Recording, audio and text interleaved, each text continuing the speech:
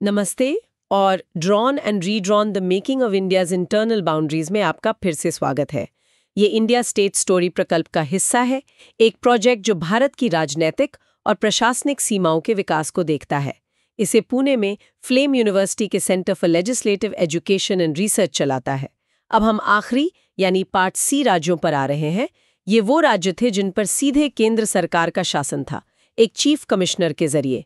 ये दर्जा उन राज्यों को मिला जिन्हें या तो कम विकसित माना गया या फिर सामरिक दृष्टि से महत्वपूर्ण समझा गया।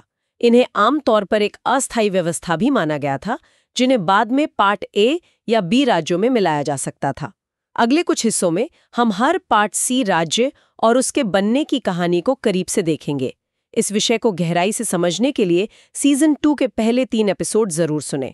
वो भारत के एकीकरण की प्रक्रिया, कानूनी प्रावधानों और इसमें शामिल मुख्य लोगों का अच्छा परिचय देते हैं। ये सारे एपिसोड्स हमारे इंडिया स्टेट स्टोरीज टीम के लिखे आर्टिकल्स पर आधारित हैं, जिन्हें गूगल के नोटबुक LM की मदद से ऑडियो बातचीत में बदला गया है। आपको शो नोट्स में संबंधित आर्टिकल के लिंक मिल जाएंगे।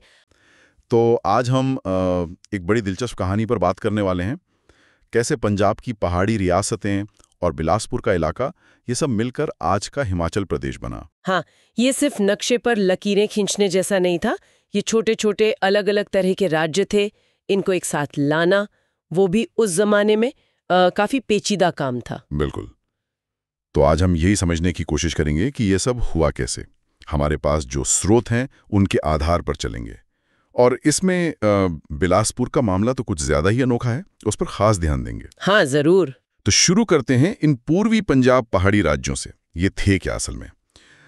मोटे तौर पर कहा जाए तो करीब 21 रियासतें थीं और 9 छोटी जागीरें या सामंती राज्य। कुल इलाका लगभग 11,000 वर्ग मील का, और आबादी भी 10 लाख से थोड़ी ज्यादा ही थी उस वक्त जी। इनमें कुछ बड़ी रियासतें भी थी जिन्हें अंग्रेज सैल्यूट स्टेट कहते थे, थोड़ी अहमियत वाली, जैसे चंबा, मंडी, सिरमौर, सुकेत, बशहर। बाकी छोटी छोटी थी। हाँ, और इनका इतिहास भी देखें तो पहले गोरखाओं का हमला हुआ इन पर, फिर ये ब्रिटिश हुकूमत के संरक्षण में आ गईं। सही। लेकिन असलियत ये थी कि ये इलाके काफी पिछड़े हुए थे, गरीबी बहुत थी और सड़कों, स्कूलों, अस्पतालों जैसी बुनियादी सुविधाओं की भारी कमी थी। हाँ, ये बात तो है। और यही पिछड़ापन आजादी के फौरन बाद नई भारत सरकार के लिए एक बड़ी चुनौती बन गया होगा, है ना? बिल्कुल। सोचिए, एक नया देश बन रहा है, कितनी सारी मुश्किलें हैं, और सामने ये छोटे छोटे बिखरे हुए अविकसित इलाके। इन्हें कैसे संभाला जाए, कैसे देश की मुख्य धारा में लाया जाए? ये सिर्फ एक प्रशासनिक सवाल नहीं था, ये राष्ट्रीय एकता से जुड़ा मामला भी था। इन्हें ऐसे छोड़ा नहीं जा सकता था, पर इन्हें संभालना भी आसान नहीं था, खासकर तब जब पूरा देश एकीकरण की एक बहुत बड़ी प्रक्रिया से गुजर रहा था। और ये एकीकरण का रास्ता भी सीधा नहीं था, जैसा कि हमने पहले भी बात की है। कुछ रियासतों ने तो आसानी से मान लिया। हाँ, जैसे सुखेत, बलसन, इन्होंने अपना राजपाट सौंप दिया। हाँ, लेकिन कहीं कहीं जैसे चंबा में थोड़ी गड़बड़ भी हुई। लोगों में थोड़ी बेचैनी थी और फिर पुलिस या शायद फौज की भी मदद लेनी पड़ी। जी। पर जो सबसे बड़ा सवाल उठता है वो ये कि इन पहाड़ी राज्यों के शासक और शायद लोग भी पास के पूर्वी पंजाब प्रांत में क्यों नहीं मिलना चाहते थे? आखिर वो पड़ोसी थे। हाँ, ये एक बहुत अहम सवाल है और इसके कई कारण थे। स्रोत बताते हैं कि एक तो भाषा का फर्क था, संस्कृति, रहन सहन का तरीका, ये सब पंजाब के मैदानी इलाकों से काफी अलग था। अच्छा। उन्हें शायद ये डर था कि अगर वो बड़े पंजाब प्रांत में मिल गए तो उनकी अपनी अलग पहचान, उनकी पहाड़ी संस्कृति, वो कहीं खो जाएगी। ये तो वाजिब डर लगता है। और दूसरी बात, भूगोल भी बहुत अलग था। ये पहाड़ी इलाके थे, पंजाब मैदानी, प्रशासनिक तौर पर भी शायद मेल नहीं खाता था। सही कहा। और एक और बहुत बड़ी वजह थी, उस वक्त पूर्वी पंजाब की अपनी हालत देखिए।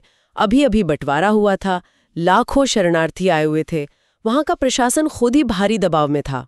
हाँ, बंटवारे की त्रसदी तो थी ही।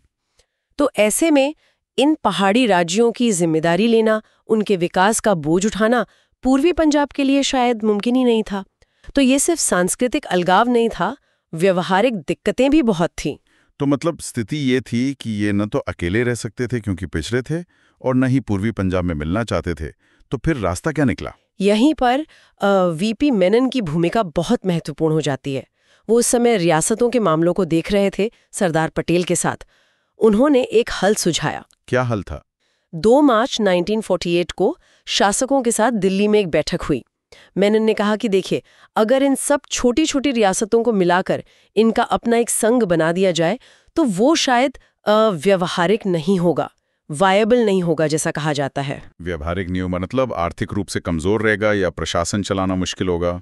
दोनों ही बातें। ये इलाके इतने छोटे थे, इतने पिछड़े थे कि मिलकर भी शायद अपने पैरों पर खड़े नहीं हो पाते।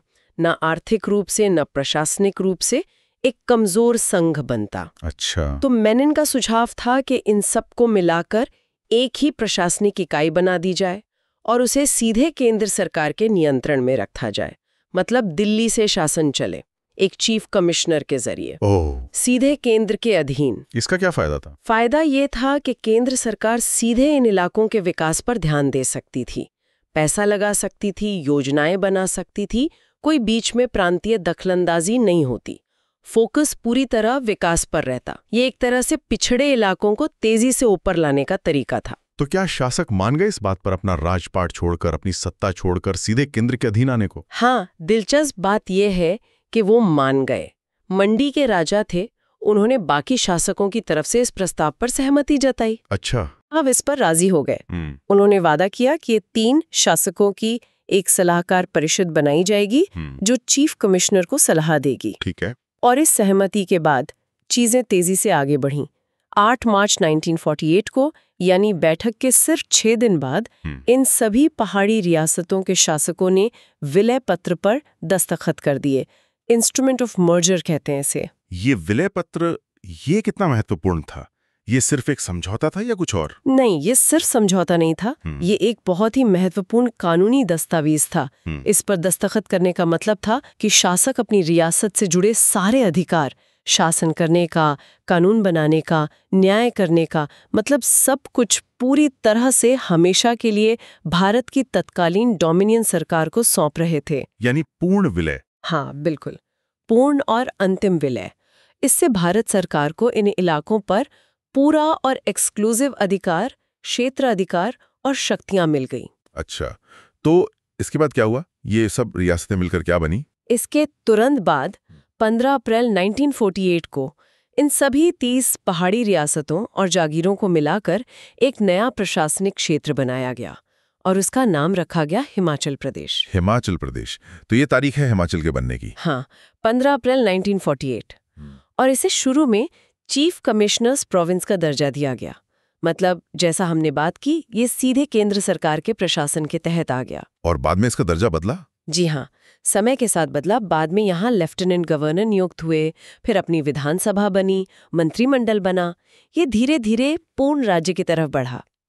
एक और छोटी पर दिलचस्प बात यह है कि जब ये विलय हुआ तो कोई औपचारिक स्टैंड स्टिल एग्रीमेंट नहीं हुआ था, लेकिन फिर भी जो जरूरी सेवाएं थीं जैसे डाक, तार वगैरह, वो चलती रहीं बिना किसी रुकावट के। प्रशासन में ध्यान रखा कि आम लोगों को परेशानी न हो। ये तो ही हिमाचल की मुख्य कहानी। लेकिन आपने शुरू में बिलासपुर का जिक्र किया था, कहा था कि उसका मामला थोड़ा अलग था। वो भी तो इन्हीं पहाड़ी रियासतों में से एक था, है ना? हाँ, भौगोलिक रूप से तो वही था। बिलासपुर भी एक पहाड़ी रियासत थी, छोटी सी थी, करीब 450 वर्ग मील की, आबादी भी लक के आसपास ही थी। इतिहास भी वैसा ही था, राजपूत शासक, गोरखा हमला, फिर ब्रिटिश संरक्षण, और यहाँ के राजा को 11 तोपों की सलामी का सम्मान भी मिलता था। तो फिर अलग क्या था? अलग था यहाँ के राजा का रवैया। राजा आनंद चंद, जब बाकी पहाड़ी रियासतें विलय के लिए मान रही थीं, तब राजा आनंद चंद ने शुरू में बहुत कड़ा रुख अपनाया। वो अपनी रियासत को आजाद रखना चाहते थे। आजाद मतलब भारत में शामिल नहीं होना चाहते थे? हाँ, बिल्कुल। वो स्वतंत्रता चाहते थे, यहाँ तक कि उन्होंने बयान दिया कि वो अपनी आज़ादी बचाने के लिए लड़ेंगे। 1 लाख की आबादी वाला राज्य लड़ने की बात कर रहा था। ये तो थोड़ा अजीब नहीं लगता? अजीब तो लगता है, और ये दिखाता भी है कि उस दौर में कुछ शासकों के मन में अपनी सत्ता, अपनी पहचान को लेकर कितनी गहरी भावनाएं थीं। वो इतनी आसानी से सब कुछ छोड़ने को तैयार नहीं थे। हालांकि जैसा कि लॉर्ड माउंटबेटन जैसे लोगों ने भी उस वक्त कहा था, ये व्यवहारिक नहीं था। इतने छोटे राज्य का अकेले टिक पाना नामुमकिन था। उन्हें बड़े प्रशासनिक ढांचे और संसाधनों की जरूरत थी जो सिर्फ भारत सरकार ही दे सकती थी। सही बात है। लेकिन बिलासपुर के राजा की जिद ने मामले को थोड़ा उलझा दिया। वो हिमाचल प्रदेश में शामिल होने को तैयार नहीं थे। तो फिर क्या हुआ? वो कैसे माने? या कोई और बात थी जिसने उन्हें मजबूर किया? हाँ, यहीं पर कहानी में एक बहुत बड़ा ट्विस्ट आता है। एक ऐसा फैक्टर सामने आता है जिसने सब कुछ बदल दिया, और वो था भाखड़ा बांध प्रोजेक्ट। और इसका जो मुख्य स्थल था जहां बांध बनना था वो बिलासपुर रियासत के अंदर ही पड़ता था। ओह, तो बांध की वजह से मामला बदला? पूरी तरह से। ये इतना विशाल बांध था कि इसके बनने का मतलब था कि बिलासपुर रियासत का एक बड़ा हिस्सा पानी में डूब जाएगा। कितना बड़ा हिस्सा? काफी बड़ा। इसमें राजधानी बिलासपुर शहर भी शामिल था और राजा का अपना महल भी। सब कुछ डूब क्षेत्र में आ रहा था। अरे बाप रे, ये तो बहुत बड़ी बात थी। हाँ, बंटवारे से पहले भी जो अविभाजित पंजाब की सरकार थी वो बांध बनाने के लिए बिलासपुर के राजा से बातचीत कर रही थी। लेकिन अब आजादी के बाद स्थिति एकदम अलग हो गई थी। कैसे अलग हो गई थी? मतलब अब क्या दिक्कतें थी बांध बनाने में? कई दिक्कतें थीं। पहली तो ये कि अगर बांध का नियंत्रण नई बनी पूर्वी पंजाब सरकार को दे दिया जाता तो पानी के बंटवारे का अधिकार भी उसी के पास चला जाता। तो राजस्थान उनके साथ नाइंसाफी हो सकती थी। पानी का बंटवारा एक बड़ा मुद्दा था। हाँ, ये तो हमेशा से रहा है। और दूसरी, शायद इससे भी बड़ी, एक कानूनी अड़चन थी। उस समय भारत सरकार अधिनियम 1935 लागू था और उसके तहत केंद्र सरकार के पास ऐसी बड़ी नदी घाटी परियोजनाओं को सीधे अपने नियंत्रण में लेने का अधिकार नहीं था। अच्छा, ये तो अजीब बात है। हाँ, ये अधिकार नए संविधान के लागू होने के बाद ही मिलना था। तो उस वक्त केंद्र सरकार सीधे तौर पर इस प्रोजेक्ट को अपने हाथ में नहीं ले सकती थी। ये तो बड़ी उलझन हो गई, देश के लिए इतना जरूरी प्रोजेक्ट और कानूनी प्रशासनिक पेच। बिल्कुल। और यहीं पर यह सवाल उठता है कि कैसे कभी-कभी बड़े विकास के प्रोजेक्ट राजनीतिक फैसलों को दिशा देते हैं या मजबूर कर देते हैं। भाखड़ा बांध देश के लिए इतना ज्यादा जरूरी था कि बिलासपुर का भविष्य अब इसी के इर्द गिर्द तय होना था। मतलब सरकार को लगा कि प्रोजेक्ट के लिए बिलासपुर पर नियंत्रण जरूरी है। हाँ, बिल्कुल। भारत सरकार को लगा कि इस प्रोजेक्ट को ठीक से चलाने के लिए, बांध का निर्माण सुचारू रूप से करने के लिए और बाद में पानी का सही बंटवारा सुनिश्चित करने के लिए बिलासपुर पर सीधा केंद्रीय नियंत्रण होना जरूरी है। तो क्या इसी वजह से राजा आनंदचंद का विरोध खत्म हुआ? उन्हें लगा कि अब कोई चारा नहीं है। शायद उन्हें भी स्थिति की गंभीरता का अंदाजा हो गया था। और फिर वीपी मेनन ने एक रास्ता सुझाया। उन्होंने कहा कि अगर बिलासपुर को एक अलग चीफ कमिश्नर प्रोविंस बना दिया जाए, हिमाचल प्रदेश से अलग, तो भारत सरकार को प्रोजेक्ट पर अंतिम निर्णय लेने का अधिकार मिल जाएगा। अच्छा, अलग इकाई बनाने का सुझाव। हाँ, और साथ ही जब तक बांध बन नहीं जाता और जो लोग विस्थापित होंगे उनके पुनर्वास और मुआवजे का काम पूरा नहीं हो जाता, तब तक केंद्र सरकार सीधे तौर पर राज्य और वहां के लोगों की देखभाल कर सकती है। ये तर्क तो काफी वजनदार लगता है। बिल्कुल। और इसी तर्क के बाद राजा आनंदचंद आखिरकार विलय के लिए तैयार हो गए। तो बिलासपुर का विलय कब और कैसे हुआ फिर? 15 अगस्त 1948 को, यानी जिस दिन हिमाचल प्रदेश बना था उसके ठीक 4 महीने बाद। उसी साल? हाँ, उसी साल 15 अगस्त 1948 को बिलासपुर के राजा ने भी विलय पत्र पर दस्तखत कर दिए और अपनी सारी शक्तियां भारत सरकार को सौंप दी। प्रशासन का जो औपचारिक हस्तांतरण था वो 12 अक्टूबर 1948 को हुआ। लेकिन ये हिमाचल में नहीं मिला? नहीं, तुरंत नहीं। जैसा मेनन ने सुझाया था, बिलासपुर को एक अलग चीफ कमिश्नर प्रोविंस बनाया गया, हिमाचल प्रदेश से अलग, अपनी एक पहचान के साथ। और इसका प्रशासन कैसे चलता था? इसका प्रशासन एक खास कानून के तहत चलाया गया, अतिरिक्त प्रांतीय क्षेत्राधिकार अधिनियम 1947, एक्स्ट्रा प्रोविंशियल जुरिस्डिक्शन एक्ट 1947। ये इसलिए क्योंकि तब तक नया संविधान लागू नहीं हुआ था और ये केंद्र द्वारा शासित होने वाला एक नया क्षेत्र था। अच्छा, तो बिलासपुर कुछ सालों तक एक अलग केंद्र शासित इकाई बना रहा, हिमाचल का हिस्सा नहीं। हाँ, करीब 6 साल तक, 1948 से लेके 1 जुलाई 1954 तक। 6 साल? इतना लंबा समय क्यों लगा इसे हिमाचल में मिलाने में? वजह वही थी, भाखड़ा बांध परियोजना। जब तक बांध का काम चलता रहा और पुनर्वास वगैरह के जो जटिल मुद्दे थे वो हल नहीं हो गए, तब तक इसे सीधे केंद्र के अधीन रखना ही सबसे व्यवहारिक समझा गया। ये वाकई दिखाता है कि कैसे एक बड़ी विकास परियोजना क्षेत्रीय एकीकरण के तर्क पर भी भारी पड़ सकती है। बिल्कुल, ये दिखाता है कि प्रशासनिक व्यवस्थाएं कितनी लचीली हो सकती हैं जब कोई बड़ी राष्ट्रीय जरूरत सामने हो। आखिरकार जब बांध का काम काफी आगे बढ़ गया, तब 1 जुलाई 1954 को बिलासपुर का हिमाचल प्रदेश में विलय कर दिया गया। और उस समय बिलासपुर की अपनी जो छोटी सी सेना थी, उसका क्या हुआ? उसे भी भारतीय सेना में मिला लिया गया। तो इस तरह बिलासपुर की कहानी पूरी हुई। ये पूरी प्रक्रिया, चाहे हिमाचल की बाकी रियासतों की हो या बिलासपुर की, सुनने में तो काफी हद तक शांतिपूर्ण लगती है। मतलब शासकों ने अपनी सत्ता छोड़ दी, लेकिन जैसा कि हम जानते हैं, ये यूं ही तो नहीं हुआ होगा। क्या उन्हें इसके बदले में कुछ मिला? मतलब इस एकीकरण की कीमत क्या थी एक तरह से? हाँ, ये एक बहुत जरूरी पहलू है। ये विलय इतनी शांतिपूर्ण ढंग से इसलिए भी संभव हो पाए क्योंकि शासकों को कुछ गारंटीज दी गई थीं, उन्हें कुछ आश्वासन दिए गए थे। किस तरह के आश्वासन? सबसे अहम था प्रिवी पर्स, यानी भारत सरकार द्वारा उन्हें सालाना एक निश्चित रकम देने का वादा। ये उनके और उनके उत्तराधिकारियों के लिए था। अच्छा, पेंशन जैसा कुछ? हाँ, कह सकते हैं। इसके अलावा उनकी जो निजी संपत्तियां थीं, जैसे महल, जमीन, जेवर वगैरह, उन पर उनका अधिकार बना रहा। और उनकी जो पुरानी उपाधियां थीं, जैसे महाराजा, राजा, वो भी बरकरार रखी गईं। हालांकि उनके साथ कोई शासकीय शक्ति नहीं जुड़ी थी। ये प्रिवी पर्स कितना होता था? क्या सबके लिए एक जैसा था? नहीं, ये हर रियासत के लिए अलग अलग तय किया गया था। ये उस रियासत के आकार, उसकी आमदनी, उसके महत्व, इन सब बातों पर निर्भर करता था। हमारे स्रोत में एक तालिका दी गई है जो दिखाती है कि इसमें कितना अंतर था।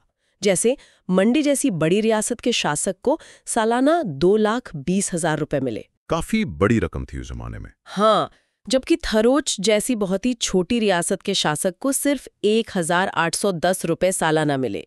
चंबा के लिए ये 1,38,000 था, सिरमौर के लिए 1,35,000। तो ये एक तरह का समझौता था, एक पैकेज था। तो ये प्रिवी पर्स और दूसरी गारंटीज, ये पूरे भारत में रियासतों के विलय में एक अहम भूमिका निभा रही थी। हाँ, बिल्कुल। ये सिर्फ हिमाचल की रियासतों के लिए नहीं था। प्रिवी पर्स का प्रावधान पूरे भारत में सैकड़ों रियासतों को भारत संघ में शांतिपूर्वक शामिल करने के लिए एक बहुत महत्वपूर्ण जरिया बना। ये शासकों को विलय के लिए राजी करने का एक तरीका था। उन्हें एक तरह का मुआवजा या कह लीजिए एक सम्मानजनक विदाई देने जैसा था। अब इस पर हमेशा बहस रही है कि ये कितना सही था, कितना न्यायसंगत था। लेकिन उस समय की जो जटिल परिस्थितियां थीं, देश को एकजुट रखना था, खून खराबे से बचाना था, तो शायद इसे एक जरूरी कदम माना गया। समझ गया। तो अगर हम आज की पूरी बातचीत को समेटें, तो क्या मुख्य बातें निकल कर आती हैं? पहचान बनाए रखना चाहती थी, तो इन सबको मिलाकर हिमाचल प्रदेश बना, जो शुरू में सीधे केंद्र सरकार के अधीन एक चीफ कमिश्नर प्रोविंस था। ठीक है। और बिलासपुर? बिलासपुर का रास्ता थोड़ा अलग रहा। उसका मुख्य कारण था राष्ट्रीय महत्व की भाखड़ा बांध परियोजना। इस वजह से उसे पहले एक अलग केंद्र शासित इकाई बनाया गया और फिर बाद में हिमाचल में मिला दिया गया। हाँ, 6 साल बाद 1954 में।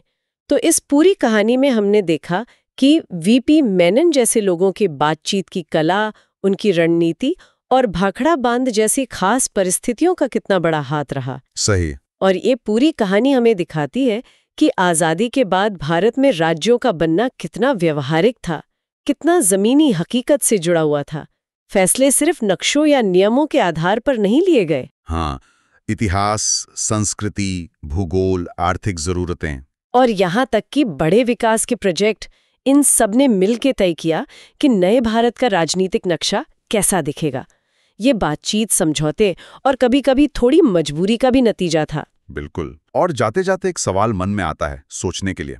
हमने देखा कि कैसे भाखड़ा बांध जैसी एक विशाल परियोजना ने सालों तक बिलासपुर के रास्ते को बाकी पहाड़ी राज्यों से अलग रखा। क्या भारत में ऐसी और भी बड़ी विकास परियोजनाएं हो सकती हैं, बांध, कारखाने, खदानें, जिन्होंने इसी तरह शायद कम जाने पहचाने तरीकों से राज्यों की सीमाओं या उनके प्रशासनिक ढांचे को शक्ल दी हो, जिनकी कहानी शायद उतनी दर्ज न हुई हो? ये वाकई एक दिलचस्प सवाल है। ये सोचने पे मजबूर करता है कि विकास की राजनीति और सीमाओं की राजनीति आपस में कितनी गहराई से जुड़ी हो सकती हैं। शायद इस पर और खोजबीन की जरूरत है।